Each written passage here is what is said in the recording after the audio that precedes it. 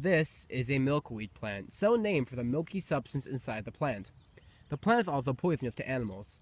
Caterpillars usually survive through the metamorphosis stage because animals stay away. The monarch butterfly uses this and lays its eggs on the plant on the underside of the leaves, and as the caterpillar ages, it eats the plants and in turn becomes poisonous.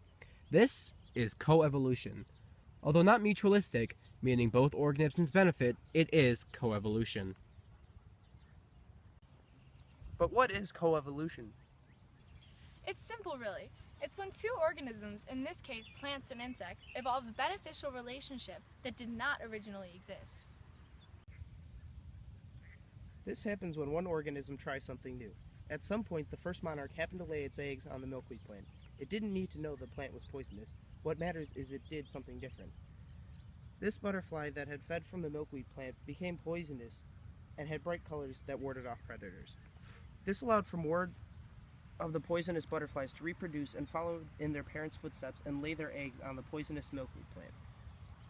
This basically means natural selection selected the butterflies that were poisonous because they had a greater chance of survival.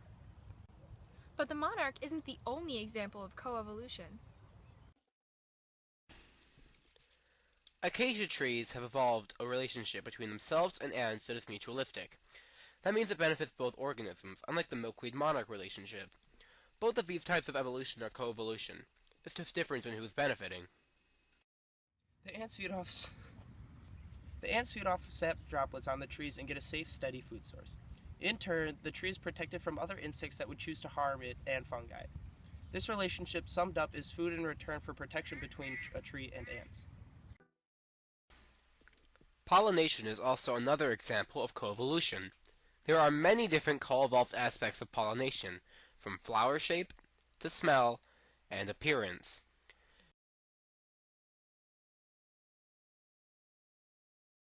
For example, the yucca plant has small white flowers where the opening is only big enough for the small yucca moth to enter. Moths are also nocturnal and more attracted to light or white flowers because they are more visible at night. This plant has evolved to have smaller flowers with white color to attract a certain pollinator and deter others. In this relationship, the plant gains a pollinator and the insects gain a food source that is reserved for them and only them. Bees cannot see red and therefore only pollinate blue, purple, and yellow flowers. These flowers that attract bees have a narrow floral tube to fit the bee's small tongue. These flowers are normally oddly shaped to act as landing platform for the bee. Butterflies are different. They can see red, but have a poor sense of smell.